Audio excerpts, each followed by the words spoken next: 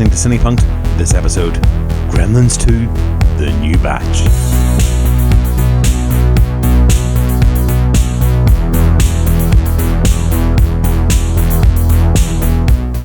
Billy and girlfriend Kate have left small-town life for the hustle and bustle of New York and jobs at the expanding Crump Tower. As they wrestle with their place, they cross paths once more with Gizmo and a new batch of gremlins, this time threatening the entire world. Yes, we don't often do series in sequence here on Cinepunked, but we're returning to the world of Joe Dante's Gremlins this episode and its 1990 sequel. I'm your host, Robert J.E. Simpson, and back in the saddle with me is Neil Sedgewick. We told you the rules. Oh, the rules. Remember the first one? 1, you can't get them wet. But you didn't listen. 2, Don't let them get exposed to bright light, especially sunlight. We made it very clear. And the third one is don't let them, 3. But you got confused. All right, let's go over everything again, all right? We warned you. You keeping some kind of pet in there? Could that have been I'm so sorry. gremlin? You okay? How's your hand? Now, they're back. Wilder. Well, it's rather brutal here. We're advising our clients to put everything they've got into canned food and shotguns. Tougher. And scarier. If these things get out of the building, then that is it for New York. We've just got some problems. They say this is the city that never sleeps. Now, it has a reason. Gremlins 2, The New Batch. Check it out one time, won't you? Hello.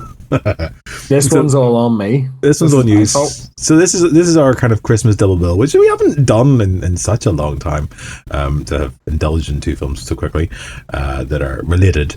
And we did Gremlins as our Christmas episode, and then you said to me, "Oh, let's do Gremlins 2 because it's got New Year's in it."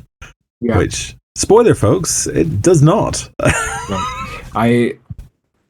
I misremembered. I suffered from the Mandela effect, whatever. I've heard it pronounced both ways, where you think something is in something, or you think you've been to something or done something, and you have not. Mm-hmm. I was convinced that Gremlins 2 places us in New York at New Year's, or around New Year's, so that when you get to the end and they're all gathering, having a sing-song, in my head, it was a New Year's party.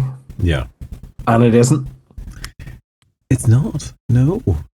But that's where the whole association came from, and that's why I was so quick to go, let's do the second one. And then you sent me back not like a no, but I kind of felt a slightly confused text message as to why would we want to jump straight into that. And I went, because of New Year. And you went, okay.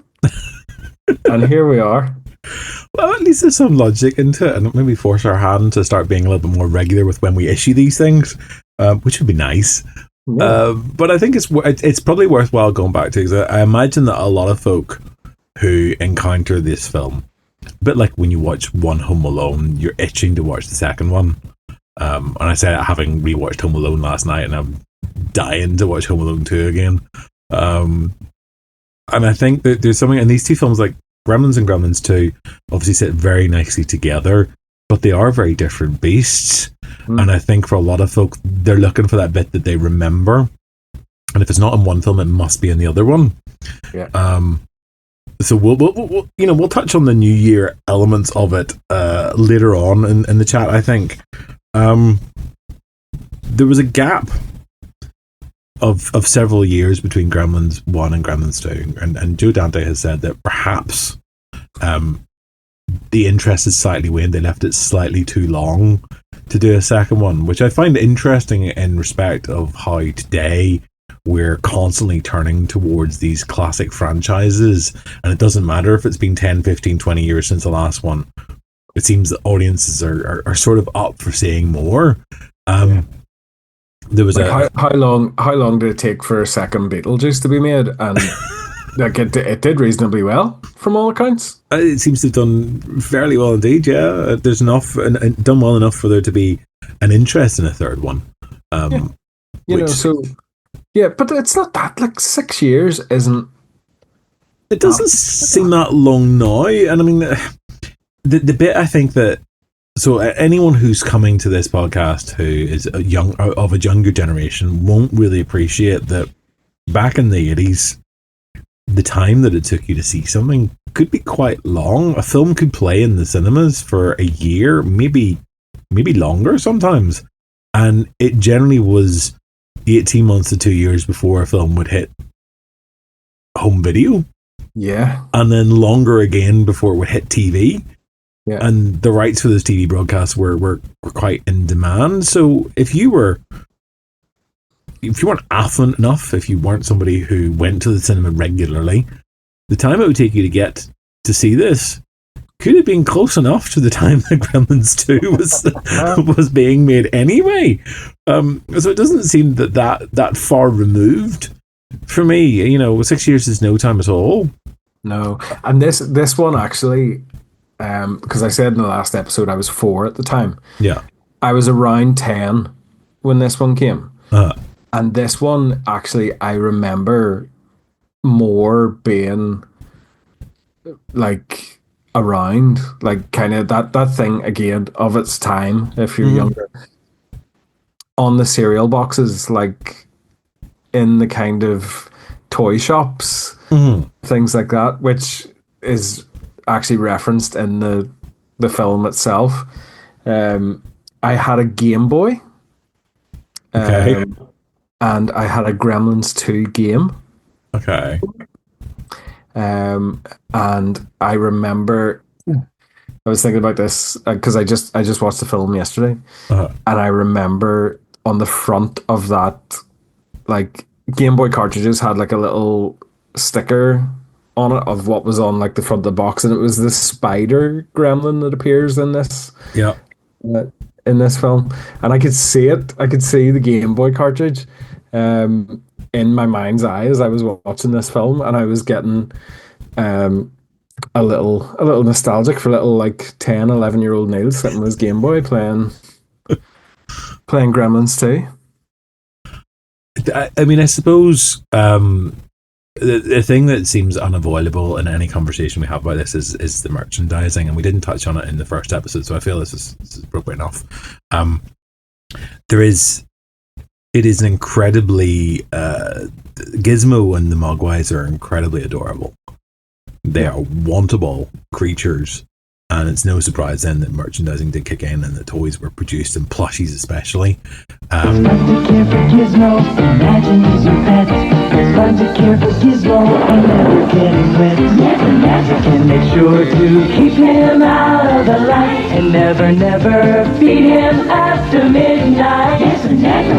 It's fun to care for Gizmo, he's a lovable pet. I'll take care of you, Gizmo. He's a lovable pet. Also, the Gremlins themselves were very attractive, and that they also produced a lot of merchandising.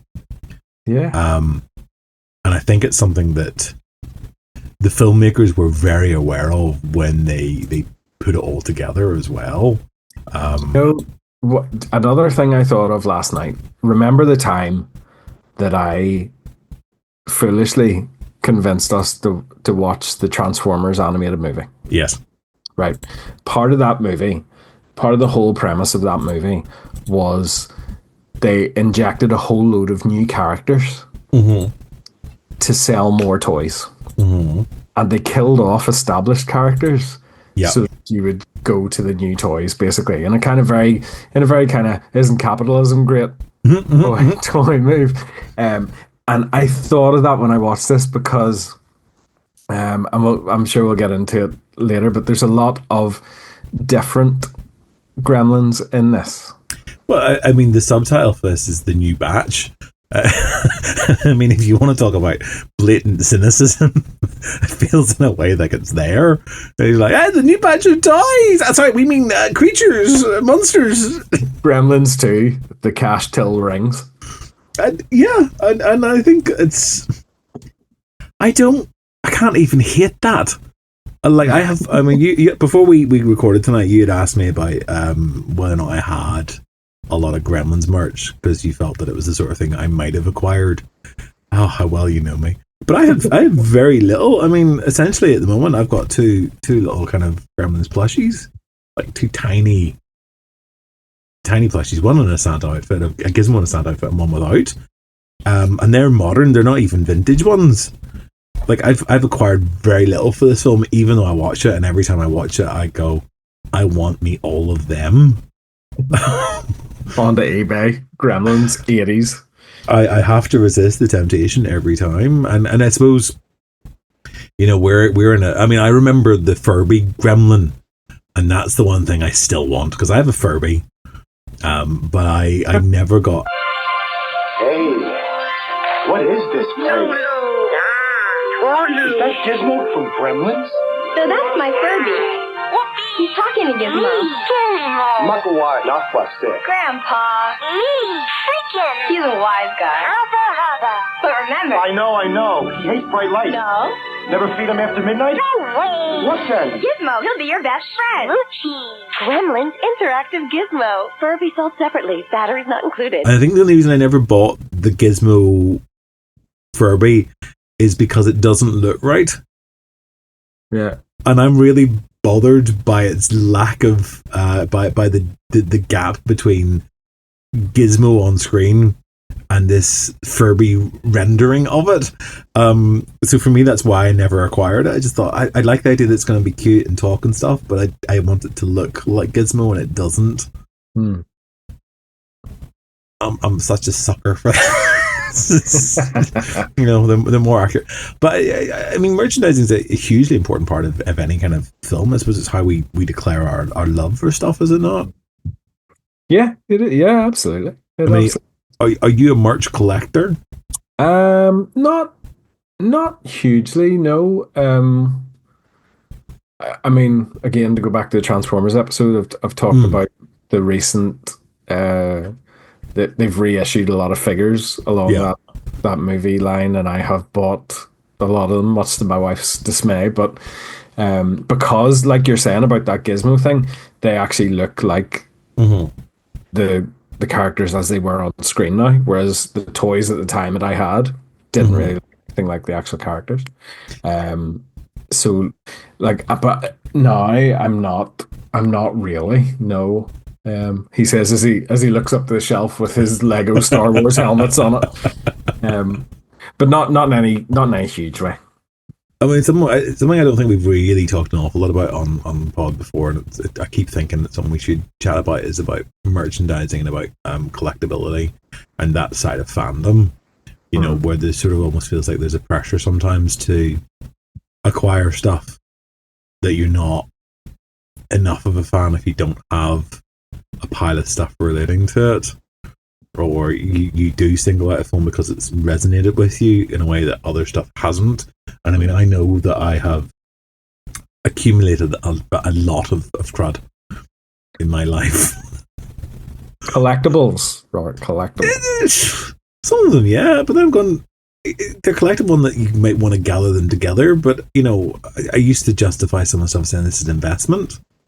And it's only an investment either if that stuff accumulates in value, or you actually intend on selling it at some point for an increased value. And I don't know that I have that mentality enough of the time. Yeah. So, I mean, for me to go down the path of starting to acquire Gremlins merch, I suspect it would just be overrun with cute plushies, and that's maybe not a good place for my be. But it is a film that feels very much like it's engaging with that side of the business. I think from the word go, there is something about it, because like Gizmo, the way Gizmo's even acquired by the research scientists, you know, there is that notion that this is something that people are going to want. There is a thread of capitalism that goes the whole way through this film, I think.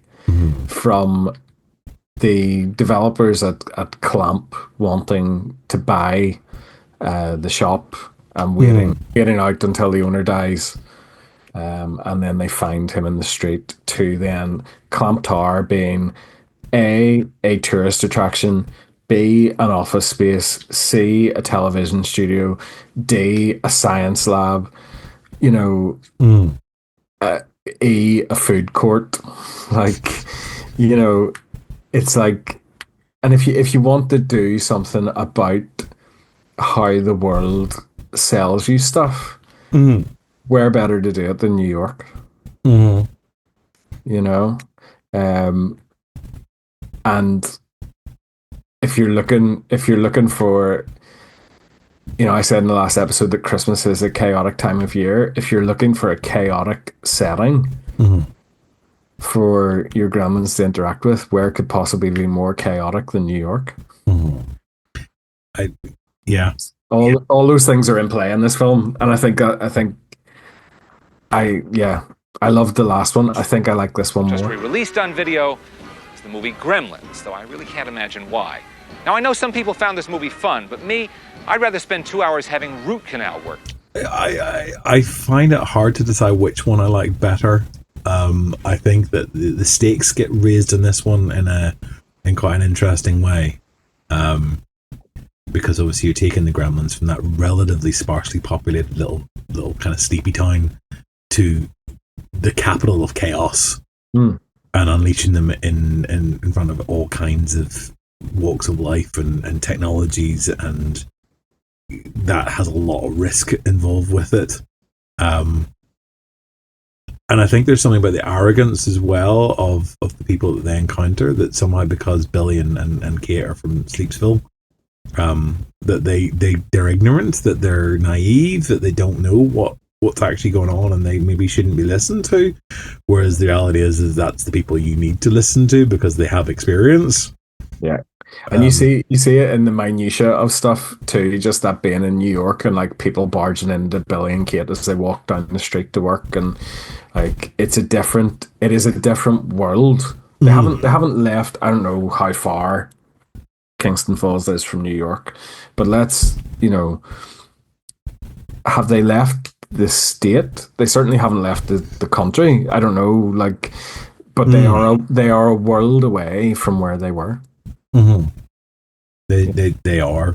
They're very out of place. I mean, they reference that very early on, that they've been here for a year or two or something, and they still don't really fit. Billy can't get enough work, even though back home he could have been promoted multiple times. She's left to just, I mean, again, Kate sort of is doing menial work. Yes, she's a tour guide, which can be quite a good job, but it doesn't feel like she's making the advances that she should be. Mm-hmm. And they feel very out of place. And then when the Futtermans come, it feels even more like that, because it's like this little kind of enclave of cuteness and sort of tweeness, and they're in amongst this pandemonium, but actually they're the level-headed ones. I mean, you have those scenes where they're being made fun of. The security guards are just mocking them for their sets of rules and their, what they claim to have witnessed and how preposterous the whole thing is, which is also mocking the first film and its sort of failings or flaws. Yeah. There's a lot of those little meta type moments in this film as well, which again, I think Joe Dante just enjoys playing with us a wee bit. There's that moment. There's also a moment where, again, the gremlins get into a cinema, which is contained within Clamp Tower, and the film stops. Now, it doesn't really work when you're sitting on your sofa at home, but I imagine that, say the first weekend of release of that film, at the moment where the projector stops, and it almost appears that the gremlins are in your projection booth. There's going to be at least a handful of people in that room who look over their shoulder. I think even for a moment, to see the film burning through, there's got to be questions. I mean, the pretense obviously can't stick around for long enough, so they kind of it's quite elaborate, leading into the cameo from Hulk Hogan. Yeah, which is weird. It's weird, but it's very 80s. It is. It's very of its time for him to pop up in anything as kind of the American hero who saves the day and gets the film back on. Okay, you guys, listen up. People paid good money to see this movie. When they go out to a theater, they want cold sodas, hot popcorn, and no monsters in the projection booth. Mm-hmm. Again, even the Gremlins don't mess with the Hulkster. Do you know what I mean? Now, at the time, that's how he was viewed. Now, have you seen the video version of it? No. So there is an alternate version that came out for the video release, which is a scene with John Wayne. Right. And John Wayne is the one that gets into a gunfight with the Gremlins instead. Okay. Rustlers, hold it. Get the hell off my spread. Now, go on back to your own movie. Which, I mean, it works as well as anything. I think that both moments are this sort of nice, rich, multi-textural glimpses, and it's this thing, like, they're not afraid to take us out of the film, to break that fourth wall and to engage with us as a viewer, which makes it sort of, like, how much of it do you accept as being what it is, and how much is how much is it just a story?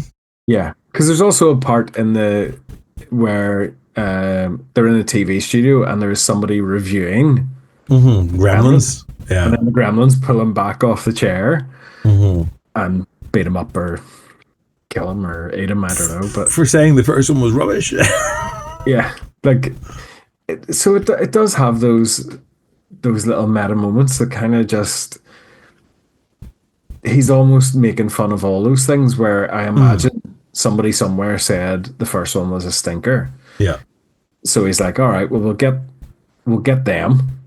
And we'll trick everybody who's in the cinema. That in some ways, this film is a lot more chaotic and a bit.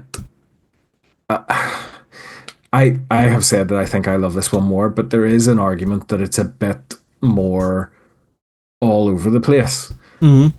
Because there are these little kind of set pieces and sketches that you feel like somebody wrote down and thought this will be funny. Somebody agreed, they shot it, and then they just went, well, what do we do with this? So there's a gremlin who gets acid in its face and then picks up like a Phantom of the Opera mask.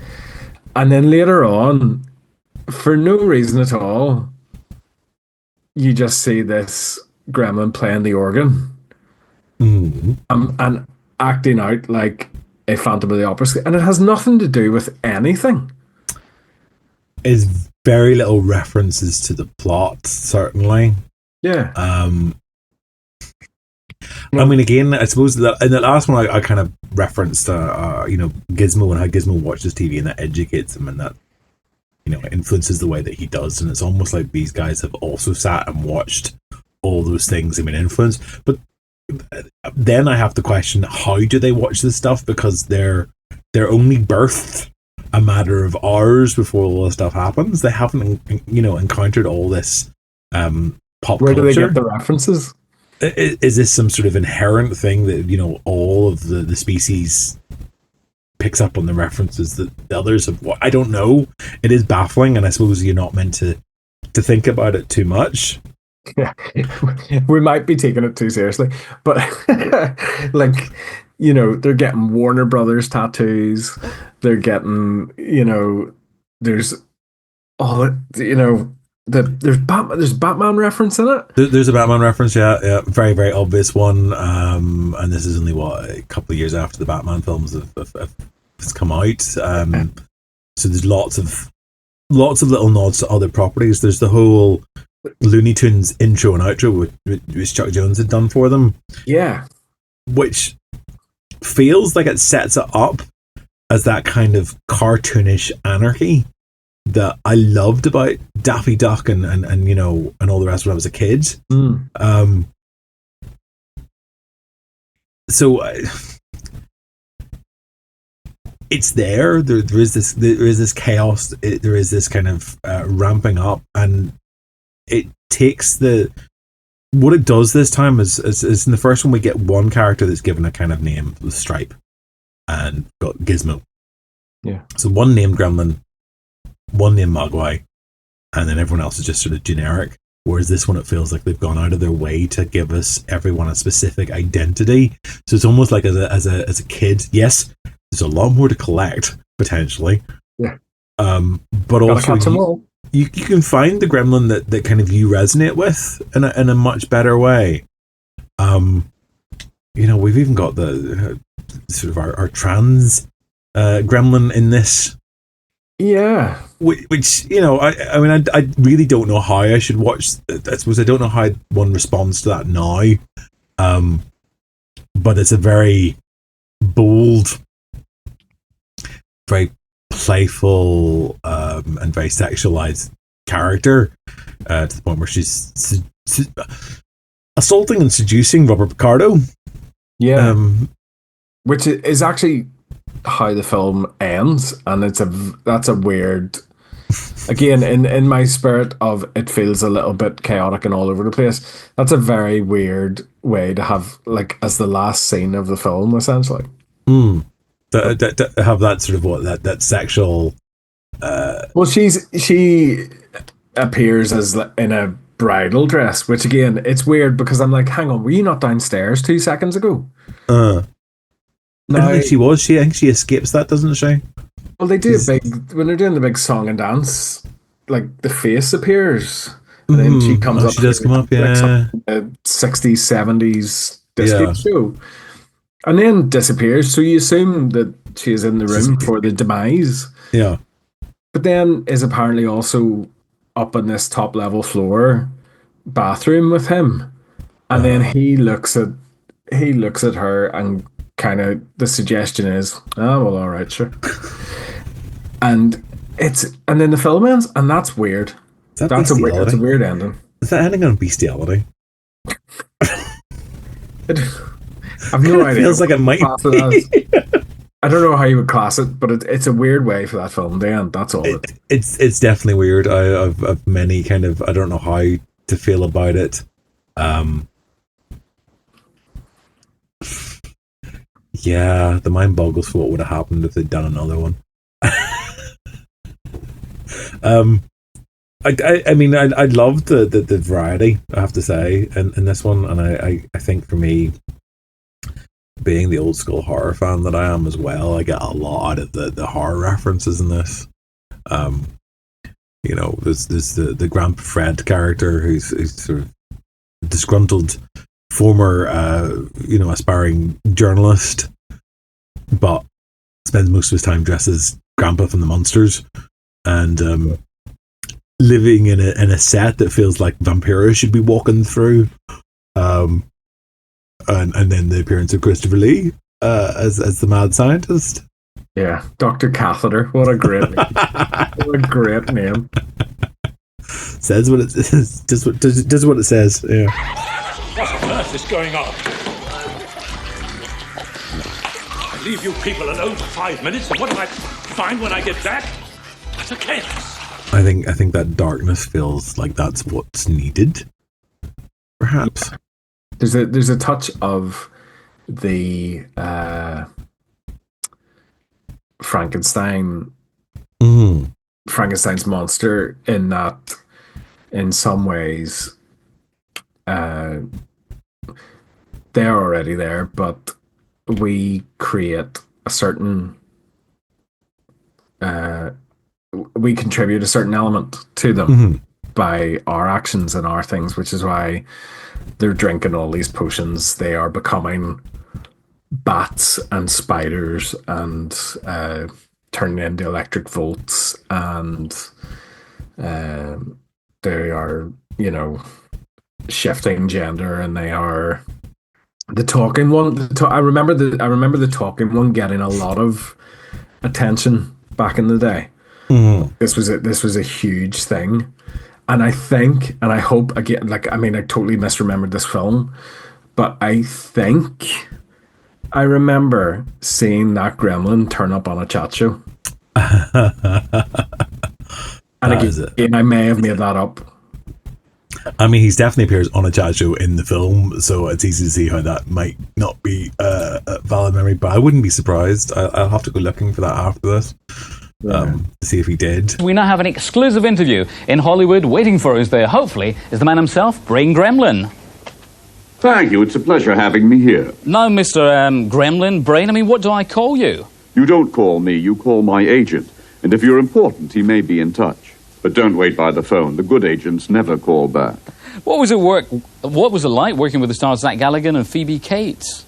If they were the stars, the title would be Humans 2, not Gremlins 2. They have a certain feckless charm that helps to flesh out the story.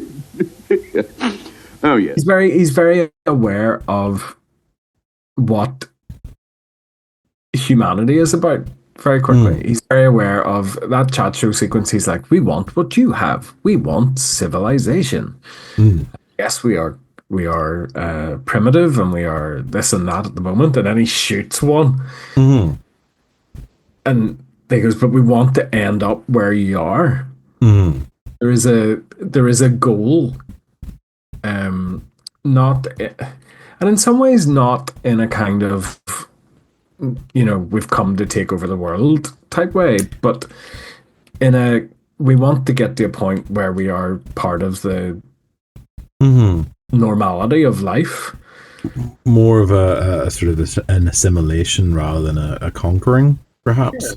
Yeah, I felt so, but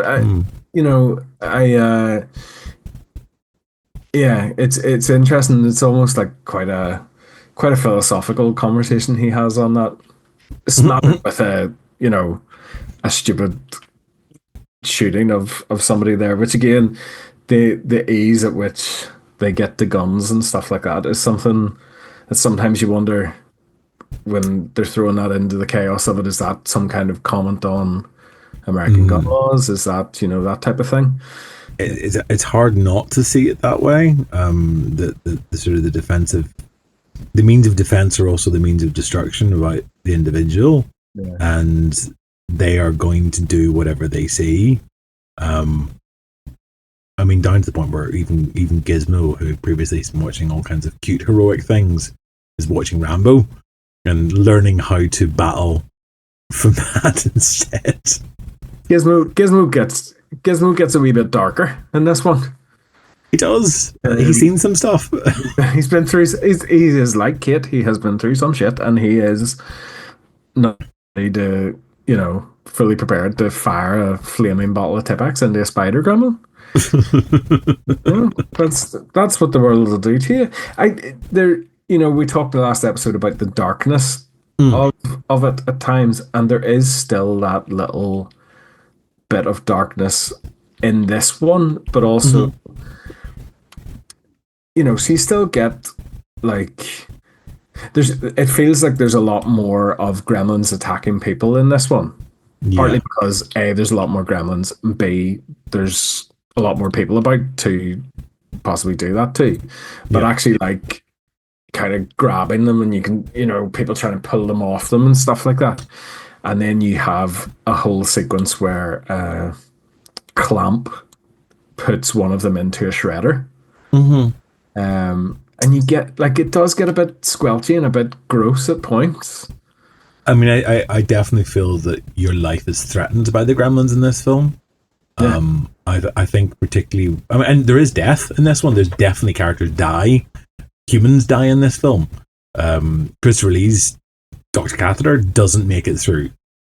No, we have a gremlin that travels by electricity, which is a terrifying concept. Quite honestly, I mean, I'm scared of electricity as it is, and that makes me feel really uncomfortable. But again, he looks. I'm saying he. I've no idea, but that gremlin looks very Looney Tune-ish. And it's in how it's presented. Yeah, it does. But it is terrifying. You're right. The whole con. Then there's Cramp. Who am I meant to see that? Is that Trump? Is that a Trump parody? In well, no. Have you looked this up? Because I haven't gone digging. I did a bit of homework. Oh, excellent. And I did a bit of homework on this, and yes, it is in part a Trump parody because they wanted, they needed a villain, they needed a property developer, and who was kicking around New York at the time as a property developer at that stage? Trump. But, number 47 himself. But also part of what I read was that as well as being a slight riff on Trump, they also threw in elements of Ted Turner, who ran Turner Network Television, or TNT, yeah. As it is. And Ted Turner, probably most famously for people in my era, was very famous for starting the Monday Night Wars in the professional wrestling world. But Ted Turner also had a tape for The End of the World, which they reference in this film. Clamp plays this kind of "we're signing off, the network is down, the end is nigh" thing. And yes, that's funny, but it's also quite dark to think that the end of the world might be here and people are sitting watching TV.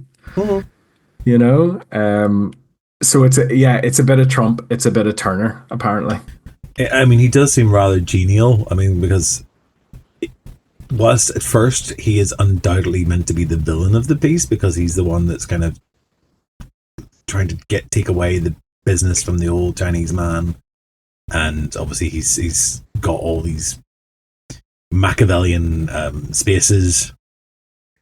When you encounter him, he seems very genial. He seems very friendly, and actually almost like he cares about the people that he's around.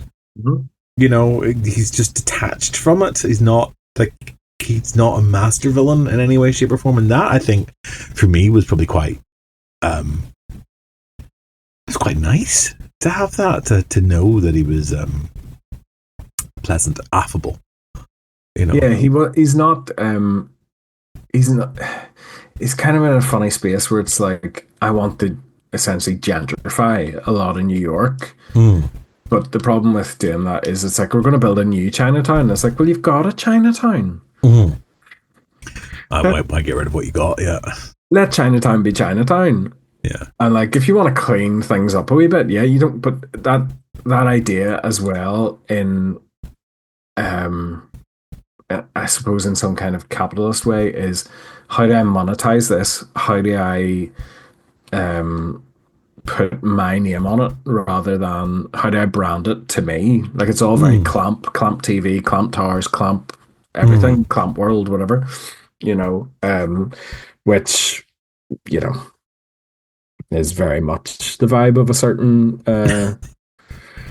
tanned future president. It's all about me, but you're right, he's not nasty. He appears in the office fairly early on, and everybody's a bit taken aback, but he doesn't come through there with any sense of, if you look at him wrong, you're fired. The aspect of that kicks in with more the security guards. They are kind of the authoritarians in the building. They are the ones, they fire somebody for having a wee cheeky smoke break, and they're using the technology to spy on them. And interestingly, one of the things that I noticed as well in this film is that in the same way that Billy's dad made all these inventions that didn't quite work, Clamp has built this place that doesn't quite work. When they're going into work, at one point somebody gets stuck in the revolving door. There are issues with the talking lifts and all the automated things. And in 1990, you're very much starting to move into a world of technological advancements in terms of office spaces and city life and things like that, so it's, again, in both films, I think he's going, there is chaos here, and there are things that go wrong that are nothing to do with anything. But we could, we call them the Gremlins in the system. I mean, funny watching it. I think with me and my partner's thoughts were, is this it? Is it's vocalized as well? It's like this feels like one of Billy's dad's inventions. I mean, I think that you almost expect to find out that Billy's dad is responsible for all that stuff. That's how he got the job. Which and he's not. He's got no part of it at all. But that wouldn't surprise you. And I suppose that allows. I know it's been said that in a way that this is essentially a remake of the first film, in the way that Evil Dead 2 is a remake of Evil Dead. It's playing a lot of the same kind of stuff, but he's going a little bit more out there with it. And I suppose that feeling invention environment for Billy must feel kind of familiar as well. And it's those little bits that allow you to anchor it and say that this is something I recognize as a character. You're like, this feels a bit like it should be like home. Yeah. And it's some kind of tangential sort of slight connection to what he has or what he's come away from, and it's a weird space. The whole thing's just a weird space. Yeah. Oh, do you know what else I made a note of? There's a lot of people getting their revenge in this film. So we have Kate gets her revenge on a flasher gremlin. Yeah. Which later on, Kate has another dark moment in this film where she goes, "Don't mention Abraham Lincoln." And she starts to tell a story of being a child in a playground and a man came up to her. Which, now she doesn't finish the story, but I assume is potentially a flasher. It certainly sounds like it's some kind of sexual... it sounds like it's heading that way. Yeah. So I wonder, having had the conversation about Lincoln and then this gremlin flashes her, she then boots it unceremoniously into the distance, which I thought is a nice callback to the first film where that happens and she just is kind of shocked by it, but also ties up that bow of maybe what happened to her when she was younger. I was going through that peanut butter and jelly sandwich phase, and this man with this Honey, beard and a hat looked just like Abe Lincoln. Honey, I really don't Except think we've for got the time for raincoat. this now, you know? I remember, God, he said, "Hello, little girl." Yeah. Although I think what's disappointing in a way is that it's treated so lightheartedly, like they kind of skip her past it, and it's almost like your trauma doesn't matter to us right now. Just stop whining about stuff. Yeah, well, I mean, yeah, because the building is, quite literally in some places on fire. But there's a lot going on at that moment. And she decides to go a wee bit story time. But Mr. Flutterman gets his revenge too, which is nice. Because he is out and about and gets attacked by the bat gremlin. Yeah. Again, the bat and the spider one, again, very Harryhausen, but I don't get it. Particularly the bat, because obviously you're dealing with flight as well as just a gremlin, so it's slightly more complicated. But once he basically kills it by chucking it into cement, and then it hardens on the roof of a cathedral, gargoyle-esque, which so it's nice to see him get his revenge, and also the realization that he wasn't going insane as well, which a lot of people told him he was after the first film. So there's a bit of kind of nods to what has gone before, and kind of helps to finish the circle on some little stories, which are quite nice in this. I think conceptually it works very well. I think for me, I think the visual effects are less satisfying this time around because there is a little bit too much of a lean towards stuff like blue screen. There are moments where you can see the join in a very obvious way. The gargoyle is one of them. There's also a scene where Gizmo dances that again feels very... It's cute, and I can see the merchandising bells kind of going ding, ding, ding, ding, ding, ding, ding, ding, ding, but it also doesn't fully work for me, and I feel a little bit let down by it. But then you're left wondering what would happen if they came back and did it all again. And I mean, Joe Dante's been asked about this over the years, He's often said that Small Soldiers was his third in the trilogy. A film I haven't looked at. I don't think I've actually even ever watched it, bizarrely enough. Or if I did, it was once when I was a kid. Yeah, same on that one. I know there's just been 2 series of a Gremlins cartoon series, which seems to be doing okay. But a third film, it's been talked about. I mean, it's been talked about for a long time. Similar to the Beetlejuice thing, actually. In terms of a sequel. I think it would be interesting to see if they put it presumably in a here and now type scenario, how they would interact with things like social media. You know, I think you could have a lot of fun with that. I think they could be, global within seconds. Those types of things could be in play, which would be quite fun. Is it necessary? I don't know. What I also don't want is like, we've talked on both these about how the practical stuff is really great. And I don't know if I want a fully CGI'd Gremlins film where you end up with like a Paddington. No, stay with me. In the sense that, when you see a Paddington film, it's great and it's all lovely, but you're also very aware that Paddington, bless him, on screen is not real or there. And sometimes those things that we got in our youth, when I think of things like Gremlins and I think of things like Who Framed Roger Rabbit and things like that, I'm like, they felt very real. And I understand that things have moved on, but I wonder, are they as impactful if you did a Gremlins film now and everything was CGI? Well, I mean, at its current state of play, it's Chris Columbus is down to direct it. It hasn't officially been cancelled. There was plans for it to come out last year. It hasn't happened for various reasons, I suppose. What they have said before is that it will be practical effects, that's going to be the emphasis.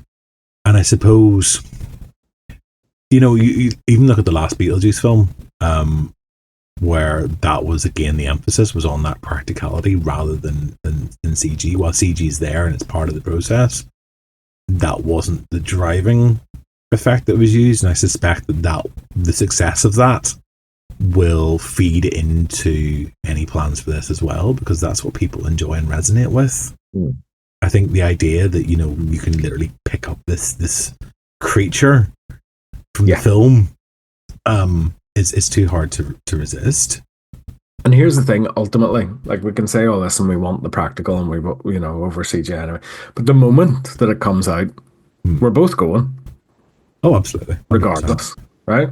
So 100%. I mean, look, it's a miracle I haven't watched the cartoons yet. I mean, that's they're on my list right now to kind of indulge in. I loved the films as a kid. They bring me a lot of happiness watching, and why would you not go and extend that? I don't think they're creations that have to exist within the confines of that single or that those two features. I think there's sometimes we have this tendency to fetishize something, and if there's been one, it's hard to go back to something because it feels like it belongs in its own little space. But this has already had a sequel, and I think as soon as you've had sequels and you've had other merchandising, it kind of lets itself be revisited more and more. So I think this is a series that's a franchise that's ripe for plucking.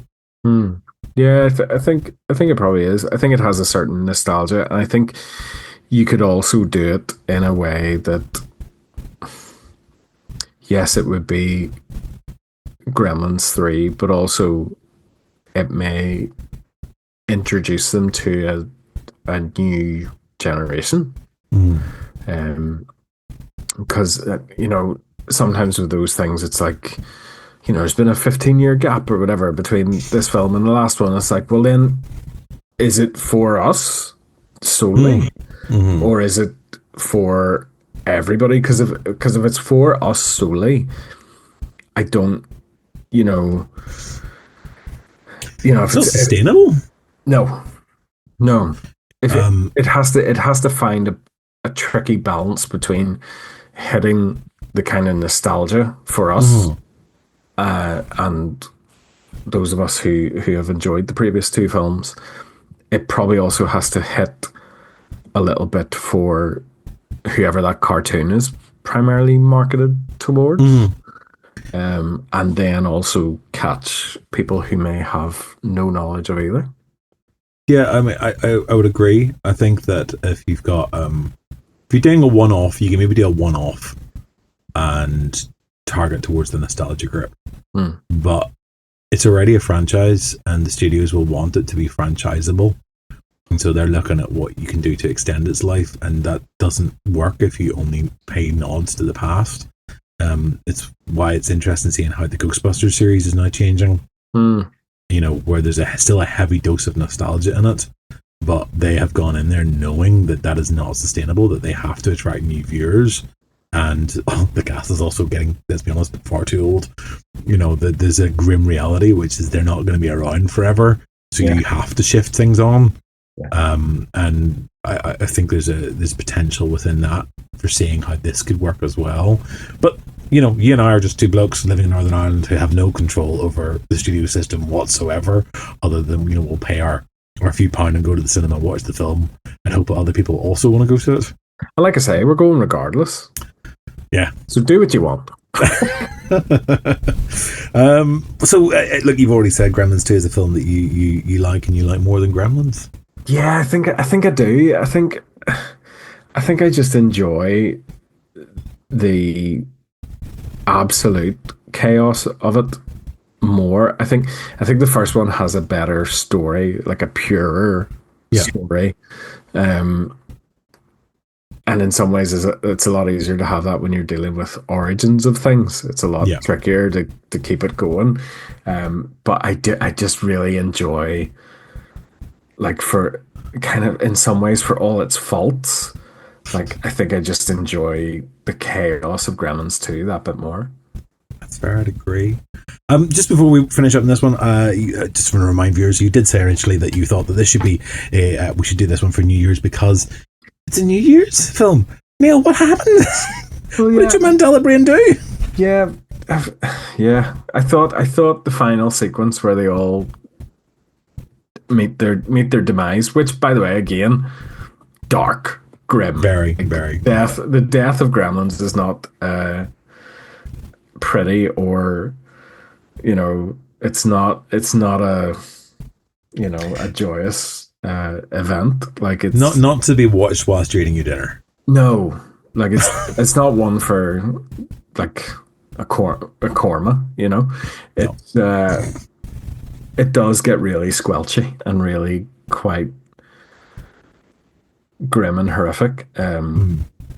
But that sequence where they all gather in the lobby, in my head, was a New Year's type gathering and party. And when I saw it last night, I was like, oh, okay, nope, I've completely got that wrong. It's just a good old sing-song of New York, New York. And yeah, I can see why. I mean, it definitely has all the vibes of a new year, of a new beginning.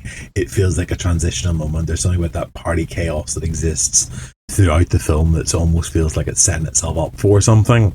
And the fact that it then doesn't, it's a minor disappointment, I suppose. But it is what it is. And yeah, I mean, like, you got it wrong, but I thoroughly enjoyed rewatching it anyway. Yeah, I know. I'm glad I got it wrong, actually, because it gave me an excuse, and to watch them kind of back to back like that was quite fun too. Because I think when you watch them in isolation, you don't necessarily sometimes make the connection between those kind of full circle moments for characters and callbacks and things like that. So getting to do them kind of quite tightly together was a lot of fun. Excellent. Well, Neil, thank you as ever for sitting and chatting cinema with me. Oh, Always a pleasure. It's always good. And hopefully we've got some more on the way.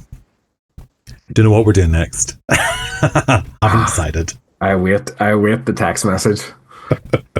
And for those listening, it always starts with, have you ever seen insert film? And then I go, no, but here we go again. I think it's the best way to do it because first of all, it's always good to get your thoughts before we start, and then it's like, where can we go with this? So yes, join us if you've enjoyed this or are mildly curious. Just hit follow, like, subscribe, whatever. Stalk us on socials. Neil is very limited on socials these days, aren't you?